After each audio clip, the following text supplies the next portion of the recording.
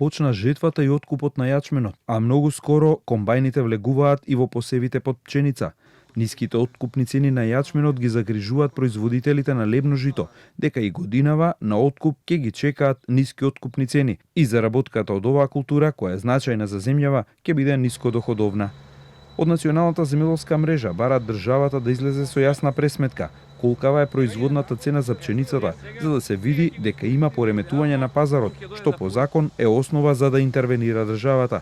Оттаму бараат како што има јасна законска обврска за да се изготви производна цена за грозјето до 15 јули, така да има државата обврска да пресметува производни цени за сите позначајни култури, со што ќе застане во одбрана на земјоделците да не работат со загуба, а воедно ќе има основа за спроведување на законот за нефер трговски практики, бидејќи ќе се знае почетната цена на секој производ и нема да се дозволи драстично поскапување на патот од нива до потрошувач. На повеќе средби состаноци со надлежното министерство ни иницииравме и баравме за сите земјоделски култури во Република Македонија да се изготват тие производни цени. Тоа е значи еден како увид да видиме значи кај сме ние и колку да речеме сме ликвидни во процесот на производство.